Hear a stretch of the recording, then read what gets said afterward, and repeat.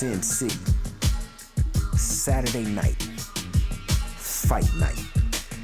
Any given weekend, this place is the entertainment capital of the world. When combat sports shines brightest on the Las Vegas Strip. Boxing and mixed martial arts need some new voices. And Franchise Sports Media got them for you. Join Kalani Lua and Griff and Kalani each week as they bring you news and hot takes from inside the octagon and the ring. Get your popcorn ready. It's showtime. FSM's main event starts right now. What's going on, fight fans? Thank you guys for tuning in to another edition of the main event right here on Franchise Sports Media. I'm Kalani Lua. I'm Griff and Kalani. Griff, UFC 286 in the books. They went across the pond, but now they're coming back over. We saw the welterweight championship put on the line. We saw an incredible co-main event. Your thoughts on UFC 286 now that it's in the rearview mirror? It was a great show overall. I think that when we had the year that we've been having in 2023 with the UFC, where it seems like every weekend is a absolute banger of a card, big fights, big returns, big titles on the line. This one almost seemed like it could have been lost a little bit on the buildup. It was lost a little bit in the weeds. But after the event, especially after fights, the co-main and the main and just the entire card, prelims in general, I mean, it almost feels like if we look back and compare it, it might stand out than all the cards that's been out so far.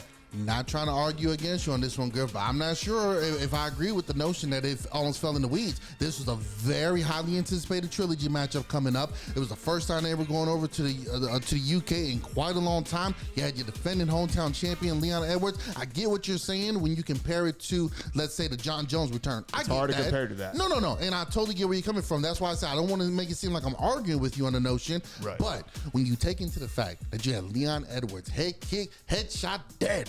Head kick KO over Kamaru Usman, one of, if not the greatest welterweight champion of all time. George St. Pierre has something to say about that, but he's right there with him.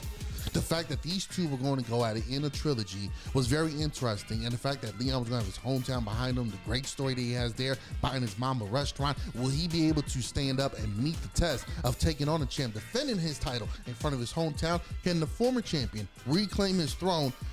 Let's dive into the main event, Edwards Usman 3. What were your thoughts of the actual bout between these two? It's so surprising watching this fight. These were I couldn't help but think when I was watching this fight. Edwards looked so much better. He looked miles improved from when they fought the second time. And it's crazy because he won that second fight, you know, how they went down. But like, he just looked more confident. He came at Usman more confidently. He was dancing around. The game plan that he and his coaches built up was fantastic. It's like the one tactic that everybody was not thinking of when it came to how do I beat Kamaru Usman, which is I don't want to be right there close with him. I don't want him to be able to grab me and yank me down the way he was still getting Edwards in that third fight. But it's just his game plan was beautiful. He was more confident. And I'm sorry to say it. It kind of makes me sad to say it. Oh, man, Usman didn't look the same. He really did not look the same, man. I mean, despite the great game plan from Edwards, Usman, it still feels like the fighter we know of Kamaru Usman. He still should have been able to run through it. Just run through that brick wall. Go, no matter what game plan you have, I'm still going to get my way. But he looked a little slower. He didn't look as, crisp with those hands. Like, I don't know, man. I just think that Kamaru Usman may not be the same fighter he was before, not taking away anything of who he was and what his legacy so far. But it was incredible to watch. So instead of giving credit to Leon Edwards for having a terrific game plan, executing it, you're going to say Usman doesn't look right. No. That's what you just said. It can be both. It can be both. Yeah, but Edwards had a great game plan. But here's the thing, though, Griff. Hold on, Griff. Let me talk now. Hold on. I'll just let you give your breakdown. Let's hear it. Edwards executed his game plan, and you know what? Maybe Usman is on the back end of his prime career. But you also got to admit, he went out there and still executed very well. When you look at his striking compared to someone like Edwards, who has a background in striking, he's not going to look so crisp. He's not going to look so elite. Had this been against some of the other, let's say, non-traditional strikers, Gilbert Burns, Kobe Covington, etc., it maybe looks a little bit different, maybe more of an even playing field. If I go into a striking match with Stephen Thompson, I'm not going to look like the crisper striker because that's his background. Same thing with Leon Edwards. So You also got to give credit to Leon Edwards. He knew when it comes to the wrestling, this is what Kamaru was going to try to do. So what does he do? I'm going to come out with kicks. I'm going to get it in his head that I just knocked him out a couple months ago. Yep. Let me throw some kicks at him, keep him at bay. It's kind of like a jab, to say the least. Attack those bad knees, all of it. Exactly. And then I also improved on my wrestling takedown defense. It's not like Leon Edwards, excuse me, it's just Anderson Silva. As soon as you grab my legs, I go immediately down to the ground. No, he's improved on it, and it is just one fight. I mean, who's to say Usman, if he was to continue fighting, he doesn't rail off another 2 or 3. We're all entitled to our opinion. Yeah. I just don't like the fact that when one fighter looks good, we automatically have to say that the other one looks slow or looks like they don't have it. It could have just been, hey, guess what? This was my night. Because a couple months back, Usman dominated for 24 minutes. 24 minutes and 50 seconds. It was just last 10 seconds, I got my ass knocked out. This one, while he did not look as dominant, you also got to give credit to the fact that Leon Edwards had a game plan, he executed it, and he looked very good. He looked comfortable. He didn't look like the stage was too big for him. The crowd got behind him. Give all the credit in the world to Leon Rocky Edwards for going in there and knocking it down, getting the decision victory over Usman. I was thoroughly impressed. I thought it was a terrific bout. Sometimes the third fight is not always exciting and entertaining. This one I felt was a 5-round war between two of the best at 170. Absolutely. They definitely are the two at the top of the whole division. I'm not taking away from Kamaru, or I'm not trying to take away from Rocky. Trust me, nobody wants to take away from the guy they picked to win the fight. I mean, no one's going to do that. Did you? Oh, no, I picked Rocky. You can look at the tape, baby. On that look one. at that tape, baby. I have to go back to the tape. I'm not taking away from Leon. All the credit in the world. Give the man his flowers. Nobody's talked more praising about how hard his career has been up to this point. But with just Kamaru Usman, you're talking about a guy who is, like you said, he's right there underneath GSP. He's right underneath George St. Pierre when it comes to the greatest in that division. And some could argue he surpassed GSP. It's just the fact that he didn't go up to middleweight and take out the belt and get the belt off a first fight. All right. But I think that just thinking about this guy, Kamaru, he's a legend. He's an absolute legend. And so when you see a guy who, I mean, look at the fight. Edwards got points docked. Edwards was... There were some he got away with quite a few. He got away with quite a few though. Some low blows, grabbing other fences. Yep. He got away with quite a lot. So let me ask you. Hold on, real quick, Griff. Yeah. Let me ask you this. Let's say those fence grabs aren't there. Let's say those low blows do get deducted, or they aren't there. We could see a different Kamaru Usman. We got to give that credit as well. Kamaru probably would have got some more takedowns if not for the fence grabbing. Kept him on the ground if not for the fence grabbing. Yeah. Maybe been able to execute some of my striking, and I've been kicked in the all the damn time. So there is something to that as well. I mean, you and I both know you get hit in the good jewelry south of the border. You ain't. I don't care how tough you are. You're not gonna be as crisp and as sharp as you used to. No, I don't care how tough you are. That's gonna knock you.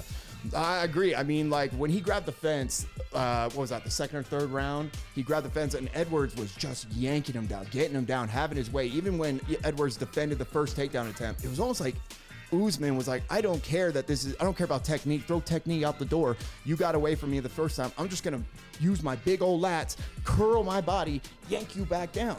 That was the dominance that we know that we've seen from Kamaru Usman. So the reason I say that he just didn't look like the same fighter is because you expect a guy, when you think of this guy, when you think of what he's done, the Nigerian Nightmare, you think that it doesn't matter what game plan you have, he's going to steamroll you. And I just didn't see that type of fighter in the ring on Saturday. Well, it does matter what type of game plan you had, hence why he wasn't able to steamroll Leon Edwards. You saw when he went for takedowns, Leon knew how to separate his legs, drive his head back, separate the hands, not allowing him to grab it. Leon even talked about it. He practiced not letting his opponents, when they wrap him up, to put their hands together to get that clamp. So fighting off both hands, putting two hands on one wrist, the two is better than one, to keep it away so I can't lock up on get my proper grip on. So it does matter what type of game plan you have, and he was able to figure it out. Not many guys can figure out the code of the greats, but the few times they do, they look normal. They look human. Guys have tried it on GSP. They've tried it on John Jones. Haven't been able to do it.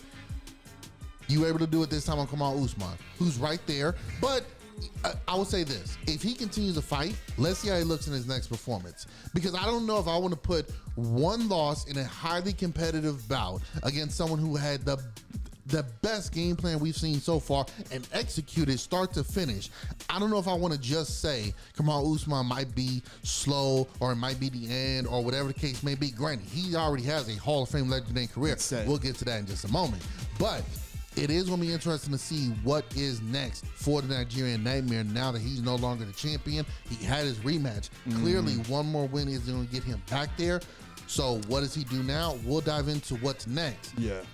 The co-main event. Ooh. My gosh. Gaethje is him. Justin Gaethje and Fiziev. Rafael Fiziev. It should have been a 5-rounder, but nonetheless, it was a 3-rounder. We got what we said here on the show, war, and it was phenomenal. Yes. Tell us your thoughts on the co-main event. Oh my goodness. I think everybody had to take a step back after that fight and realize who they were talking about, whose name they were mentioning. Justin Gaethje.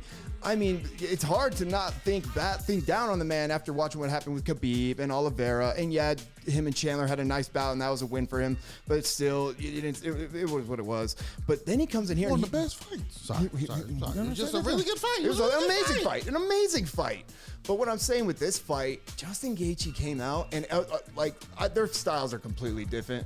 Definitely not the same type of fighters. But I almost feel like watching, right before the fight started, I was watching a young Justin Gaethje versus the old Justin Gaethje, a Rafael Fiziev who's a violent man who strikes, who's going to cause damage, and he's just got absolute nasty speed. That first round, those combos were flying, and right off the bat, I thought, oh, Gaethje's in trouble. I thought they were speeding up the TV. I was like, are they fast forwarding this? Did somebody hit the 10-second forward button? He was fast. Why is he that was making guys who are fast not look fast. No, that's too so fast. Look at that. I was like, look at that muscle hamster right there just piecing up Gaethje. He's got no answers.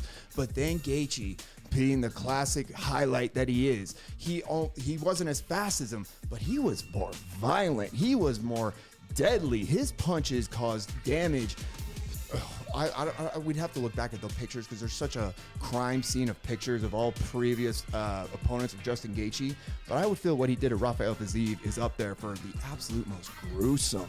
It definitely was one for the books where you just say, hey, man, how is this legal? But Gaethje was able to find a home with the jab in the 3rd round that was able to slow down Fiziev, and then he was able to find a home for that right uppercut.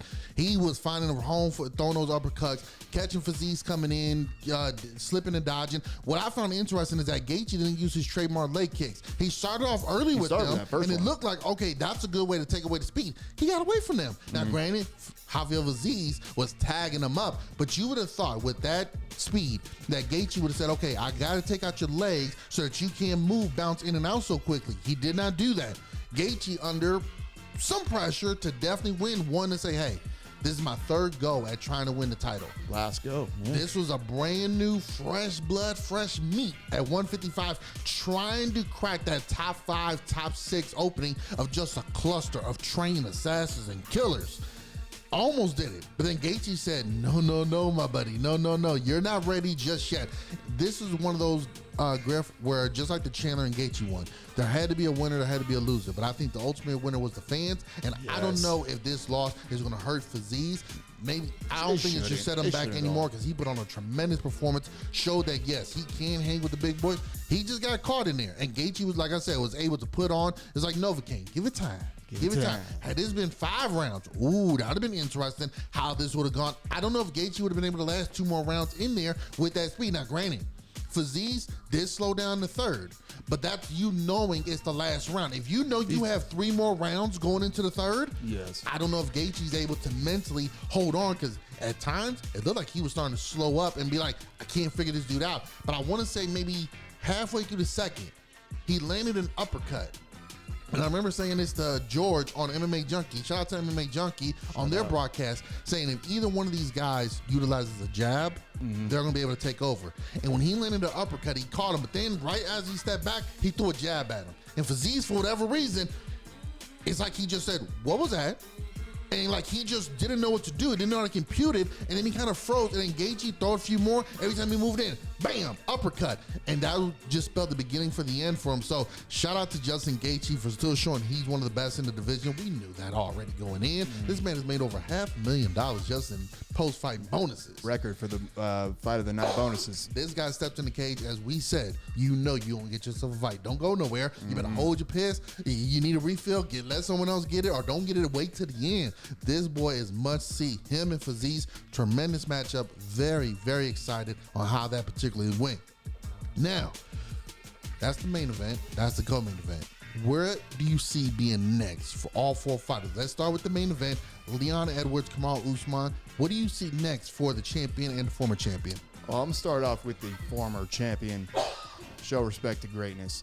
Kamaru, when he said in the post-fight interview that he would be back and he was coming back soon, it was hard for me to believe him. It really was. He's 35 years old. He just lost twice to the current sitting champion. Now, we know how crazy these belts can be. They will bounce from one fighter to another very quickly.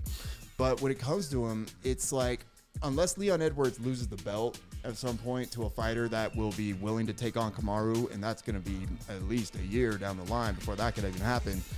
I mean, what does Kamaru do in the meantime? Who do we want to see Kamaru fight? I mean, maybe Kamaru can act the role of Max Holloway down in featherweight, where he's the gatekeeper. If you want to fight the champion, you fight the #1 contender, and that's me sitting today. But I don't think that's the role Kamaru wants to play. Kamaru is one of the greatest welterweights of all time. He doesn't want to take that little piggyback role. I think maybe if he's talked about going up to like light heavyweight. That, I mean, at his age and obviously how his knees have been looking, and it just doesn't seem right. He knows maybe middleweight, we'll see. But I think for Kamaru, I would almost rather I didn't see him again. I'd rather that, because not that I hate him, not that I don't want to, I love seeing this man fight, but I want to almost protect the memory I have of Kamaru Usman, which is this dominant champion who held that belt and dominated that entire division for so long. And I'd love to see, his last fight out, Leon Rocky Edwards was the key. He was the key, so that's what happened. He ended up in those two losses, and we call it a Hall of Fame, one of the greatest careers. Well, it's definitely one of the greatest careers. He's definitely going to be in the Hall of Fame. If you wanted to try his hand at middleweight, I definitely wouldn't mind seeing that. Middleweight's kind of murky right now, only because obviously one of his best friends, Izzy, is trying to go after and recapture the title. Yes. Well, those two don't want to fight each other unless they're getting paid buku money, which we know they're not. No. Alex Pereira, now that'll be interesting, but I got to be honest with you. That might be too big of a mountain for him to climb. If Alex Pereira was to retain, that dude's 6'4", pushing 6'5". I mean, he literally looks like John Jones at middleweight. I think that might be too big of a mountain for him, but I do think he could find some success at 185. You look at someone like Robert Whitaker, former welterweight contender that went up there. You look at someone like Kelvin Gastelum, while he hasn't been a champion, he's found success at 185. 205, okay, that's maybe, but it is asking a lot. That's a lot. That is asking a lot, especially from a physicality standpoint, getting in there and tussling with the guys there. That is a lot. Now, Usman, obviously, physically looks good. Very punctual. He does, he was in Black Panther 2. Maybe he tries his hand at doing more Hollywood movies. I mean, he's obviously a commentator for the UFC doing the show. There's other things that he can do as well outside of it. I almost venture to say maybe he does what George St. Pierre did to go to middleweight. Take some time off and just wait. If you're going to move up, put the weight on correctly, like we saw John Jones do, GSP. Put the weight on correctly, and then maybe wait, not necessarily for an easier opponent, but to see how the landscape at middle 185 irons out. Does Izzy get the title back? If so, do they run a trilogy? Does somebody else get the title? And then maybe in a year or two, you come back and say, I want to go for champ status. Let's go, win, lose, or draw. I'm going to try my luck at another division. I'll tell you what, I would love it if there's a certain former lightweight champion that would come out of retirement, move up to 170, and took him on. But Kamaru's no longer a champion, and we know that he's retired. That's a big He's going away. I mean, I don't hate it, but here's a problem, and this is, he'll never come out and admit it, but I almost have a gut wrench feeling about it. There's a ghost that was chasing Usman, brother. He was chasing Kobe. He was chasing Masvidal. He's chasing anyone because he wants to kill everybody, all right? Because now that boy, Khamzat Chimaev, he's at middleweight. And let me tell you, we're going to see what happens between Izzy and Pereira, all right? This is, like you said, it's going to set the tone for middleweight. But, that Shavkat Ramonov, I'm hoping I'm saying that right, because that man is due respect. There is some killers on the rise who are young, who are hungry. And if Kamaru, if he can't handle what's happening right now at welterweight, with just the guys who are currently at the top, and then the young bucks that are on their way up, a whole new weight division where you don't even know what the top rankings are going to look like. It's dangerous, it's risky, and plus I don't even know if you can get the champ status, be considered for that without having to fight somebody else to get to that point without being a sitting champion who just relinquished it. He didn't relinquish that belt. He lost it. He did lose. I was trying to think, is there somebody, Randy Couture when he came back and went to heavyweight. You got to think, if Kamaru Usman wasn't retired, let's say he walked away now. When he comes back, I believe, under right circumstances, he can get an immediate title shot right away. If he wanted to come back, let's say in 2.5, 3 years and fight. I know he'll be 37, 38 at that time, but if he wanted to come back and fight at 185, depending who the champion was and just how things laid out. Remember, people assume that George St. Pierre challenged Michael Bisping because it was an easier bout. But you also got to remember, at that particular point in time, the middleweight division was wide open.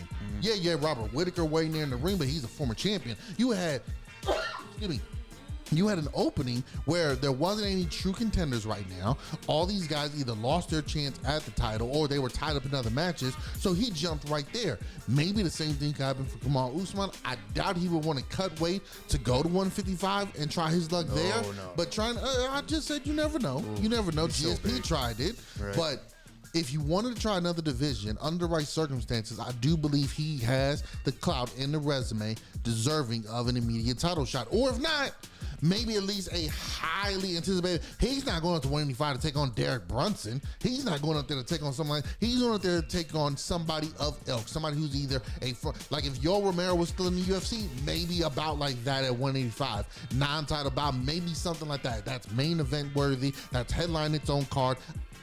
We'll see what happens with Kamaru Usman on what he decides to do with his future. But I'll tell you what, and you named some of the guys already. There is a plethora of young wolves, of young lions licking their chops, waiting to get at Leon Rocky Edwards. I would just, sorry to cut you off, I would hate for Kamaru also to take that role of like a Tony Ferguson, where all the young guys are getting booked with him because if you beat Kamaru, a former champion, that's your path to a title shot. The Nigerian Nightmare deserves so much more respect than that. He doesn't need to take on that. Let it be, brother. Just let it be. One of the guys that they had waiting in line for the winner of this was Kobe Covington. Oh my God. He surprised everyone when he showed up. He cut weight. He had his camp, very quiet about it, very surprising about that. But he showed up as a backup in case one of the guys missed weight or something happened. Now it seems he's going to be next in line to take on Leon Edwards for the title, even though he hasn't fought in about a year and a half, 2 years. But Kobe Covington seems to be in line to be the next challenger, even though we do have next month coming up Gilbert Burns, Jorge Masvidal in Miami. I'm going to Miami. That's going to be a good one, especially if Jorge Masvidal wins. Him and Leon can run it back with their great story of giving him a 3-piece and a soda. Gilbert Burns, that'll be another good one. There are Bilal Muhammad, who hasn't lost in what seems 27 years. And then what's the gentleman's name that you brought up? Shavkat Ramonov. He's the new assassin up there. It looks like him and Muhammad might get matched up. But Bilal has a stronger resume than all of them to say, hey, wait a minute. I deserve to get a shot at the title next. Leon Edwards, what do you think should be next for him? Oh my goodness. It's hard to even talk about what's next for Leon Edwards because we just got bum rushed by Kobe Chaos Covington. I mean, absolutely ridiculous. This makes no sense at all. And I'd love for anybody to make it make sense to me. How is it that a guy who since 2019 he beat past his prime Tyron Woodley, he lost to Kamaru Usman twice, and then he beat Masvidal, where you have guys and somehow just because he came up to be the backup fighter and Dana White decides you're worthy, he's deserving. Deserving of what? What exactly has he done? I mean, you got guys like Belal Muhammad, who I believe it's like a 9-fight win streak. It's been 5 years since he lost a bout. And since 2019, he's won all that while Covington has done what he's done. And it's infuriating because you got guys like, there's not really anybody who's really, really putting their hand up and saying, I'm worthy, maybe except Belal. I'm going to say Belal really has said he deserves it. But then you got guys like, Masvidal. Masvidal hasn't won in so long. Masvidal is almost like he's about to go out to pasture. But I mean, still, it's like you said, they got the storyline, the 3-piece and a soda. That would make some sense. And then you got, Gilbert Burns. He lost to Hamza Chimaev. In a close bout. Very highly competitive bout. Very, very competitive bout. And look, you got to fight who's in front of you. Yes, yeah. But you got to fight who's in front of you. I mean, you can't help it if it isn't stat. You got to fight who's in front of you. Let me ask you this. Do you think maybe it's because Kobe is like the biggest draw at 170 outside of Kamaru Usman? I mean, say what you will. That dude draws attention on social media, good and bad. People want to see him lose or see him win. Would you think that maybe someone like Jorge Masvidal and Kobe, who you just said, obviously you just named how they haven't won, this and that, they're very undeserving, but they still are big names. Would you not agree? I would agree, yeah. And maybe that is it. Maybe it's just that Kobe Covington is the big draw, and that is known in inner circles as the Dana White privilege. Exactly. But I think that if I'm playing matchmaker here, I'm saying, how about this, Kobe? You come back, you fight Kamaru Usman. If Kamaru Usman's willing to fight you for the third time, might as well. They don't have a belt, and he's done all this talking, saying, Usman got lucky, Usman got this, he got this, fake eye pokes, fake groin kicks. If you're that guy, then how about this? We'll see what happens in Miami. Maybe by some miracle, Masvidal beats Burns. Then you set up Masvidal versus Leon Edwards. Gives Edwards what he wants for his second title defense. He's the champ. The champion should pick who he fights. To some degree, to some degree. And then you have Kobe versus Kamaru. Those two fight. What will be the purpose of that for Kamaru? I've already beat him twice. It's up to Kamaru. If he really wants to earn it, if he wants to make his way back to possibly getting, if he's up for one more title run in him, then why don't you go ahead and fight Kobe? You know you can beat him. You've done it twice already. And then maybe one more guy, then you're back right there in the title. Yeah, but then look what you just did there. I got to beat a guy who I've already beat twice. So that's not going to do much for me. And then I got to fight another guy. If I'm going to stick around here, why don't I just fight two other guys that I haven't fought yet? Oh, wait, I've beaten everyone pretty much in the division so far. So I got to take on fresh blood and new meat. It's interesting you bring up that Kobe and Jorge, if they were to get the title shots, obviously Jorge has to beat Gilbert Burns.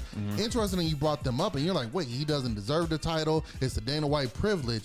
Because it sounds awfully familiar to a certain other international fighter. Oh, it does. No. But here's the thing. You will come on here and say how he deserves a shot because he's popular. He draws in the numbers. Is it just popularity? No, hold on. Kobe Covington is popular and he brings in the numbers. Numbers are a little bit different, but in relative to who he's fighting, it's the biggest numbers you're going to see. But you'll make the argument for this guy over here that he deserves the shot because of his numbers. Oh, Jorge hasn't won in 3 years. Neither has this guy. He hasn't beaten nobody in the title game. Neither has this guy. But you will change shoes, change outfits. Oh, the luckiest shot the Irish. And you'll go ahead and you'll make all the case and argument you need for Conor McGregor to get the title shot, for him to be up in there. But that's why I said, well, do you think maybe it's because of popularity? Because you're like, well, that's the only reason. Exactly. So you see where people argue with you, me on here and others on social media, where they try to tell you, the only thing Conor has right now to speak of for a big fight is popularity. His resume, check the dates on those bouts, Griff. It is not what you think of deserving of a title shot. No matter how long ago his everything on his resume happened, he's got two things Covington doesn't have, and that's two different belts. He has an interim belt. Check the dates on those. What I'm saying is they're not comparable. They're not comparable. Matt Hughes also got championships on his. How long ago was that? Does he deserve a shot if he comes back? Hell no. BJ Penn's got 2 titles on his resume. Does he deserve a shot? Hell no. So don't sit here and be like, oh, well, he's got a title shot. Griff, the last time he had a title shot, you were still handing in homework to your damn science teacher. So don't sit here and tell me, oh, he deserves a title shot. This. No, he doesn't, because right now it's based off popularity. And right now, who's the most popular guy, good or bad, at 170?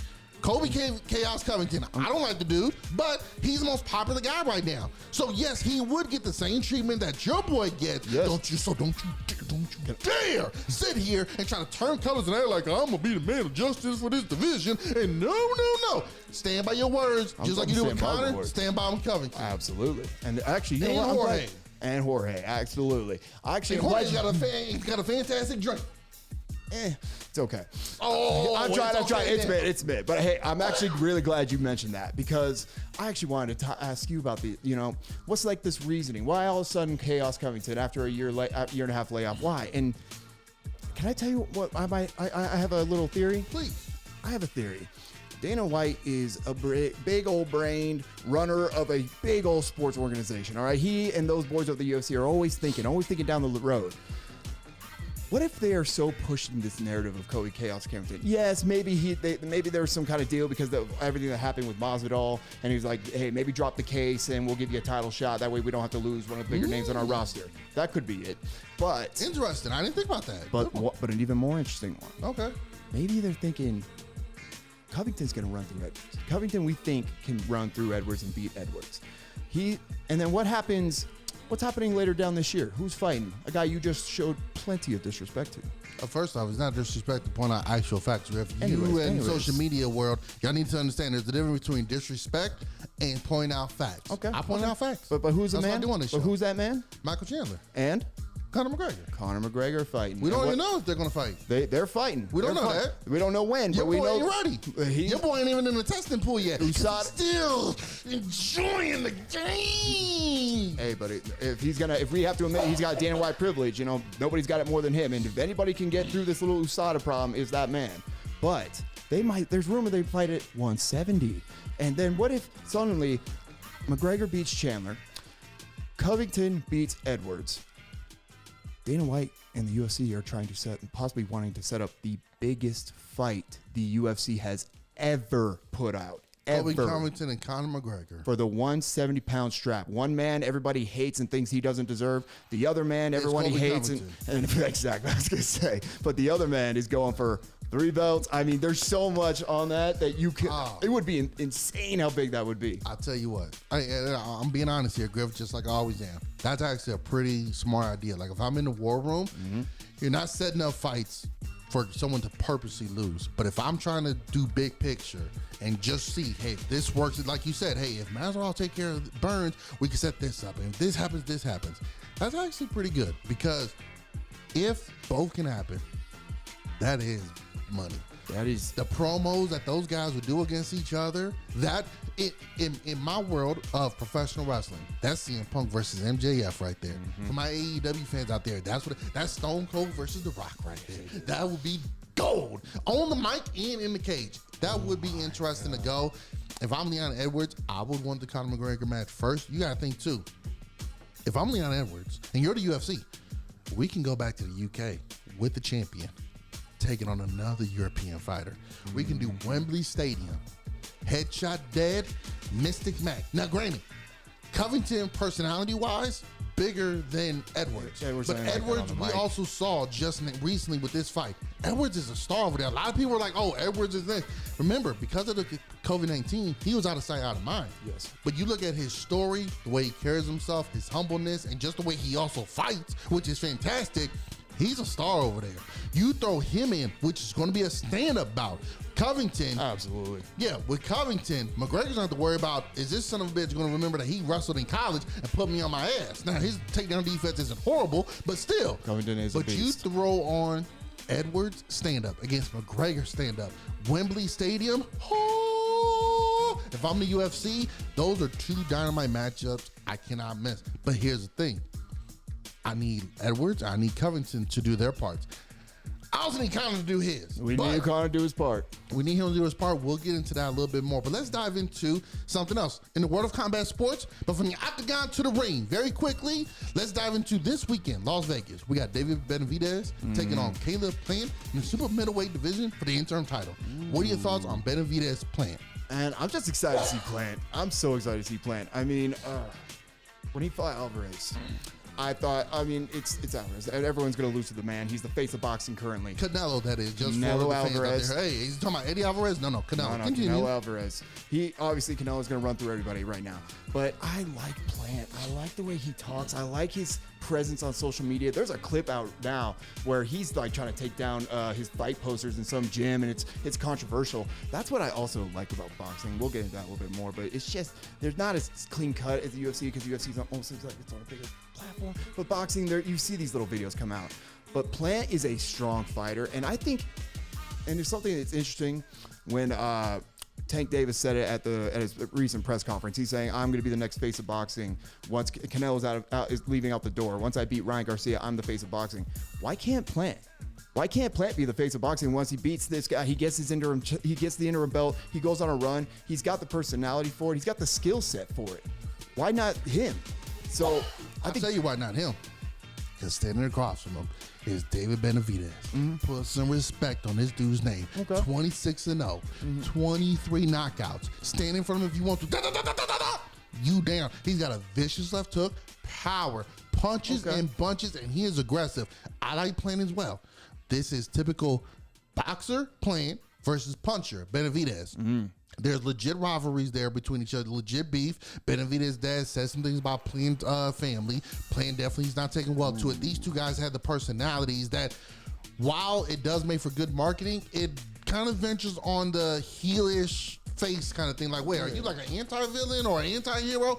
Don't know. But I hear everything that you're saying about Plant. I just want to throw in there, don't you dare overlook Benavidez. That boy is undefeated for a reason. 23 knockouts for a reason. He's one of the most ducked guys in the middleweight division for a reason. Yeah, absolutely. But I mean, it's the classic case you said, the puncher versus the boxer, all right? And perfect example would be a Deontay Wilder versus Tyson Fury, the puncher versus the boxer. When in this sport, in boxing, it don't matter how strong you are, what reigns supreme is how well do you know the beautiful science? How well are you a technician? Can you have the power to impact with your punches? Are you able to move, dip, and weave? Can you do all the things necessary? Because as we've seen, boxers usually come out top when they're fighting the Depends who it punchers. is. Depends who it is. Ricardo Mayorga came out on top of Vernon Forrest. Okay. Felix Trinidad came out on top of Oscar De La Hoya.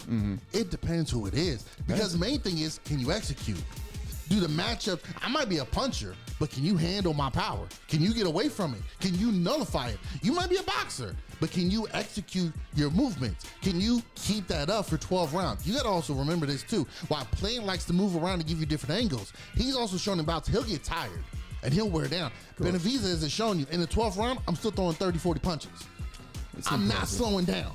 And that's the thing, and this, that's the thing we see in some fighters. That's what makes someone like Canelo so awesome, is that how he is in round 1, round 6, he'll be the same in round 12. So for Plant, yeah, he may not have the knockout power that Benavidez has. He got decent power. We saw him knock out Anthony Morrell in his last fight with a vicious left hook. He'd been setting that left hook up all night. Finally landed it, put him down. But at the same time, Benavidez is coming in with his own left hook, his own straight right, and he's coming in with fury behind his punches because he knows, like you said, the winner of this, we get Canelo.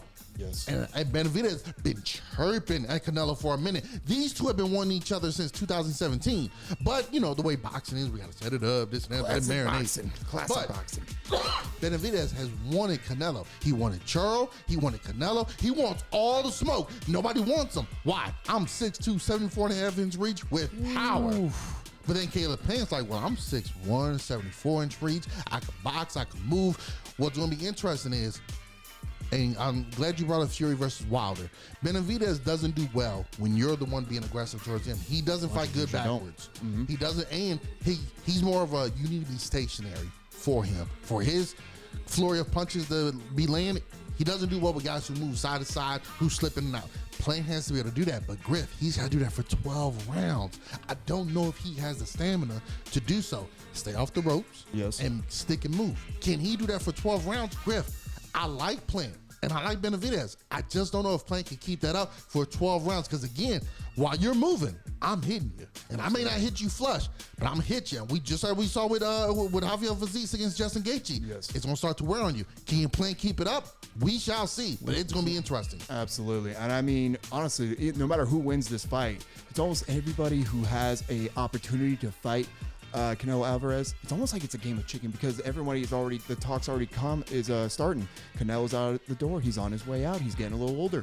Maybe it's almost like every single guy who's not Canelo Alvarez, who wants what he has, they're almost playing this game of like, I need to stay as perfect as I possibly can leading up until I get that opportunity because he's getting older. And the first guy who gets in there, who's got the right game plan, who's got what it takes to do what needs to be done, I'd be the one who takes down Canelo Alvarez. Like Bivol did. And Bivol was a surprise. It was an upset, but he went in there and did it. Now, granted, you can say, well, Canelo moved up in a weight class. That really wasn't his weight class. Okay.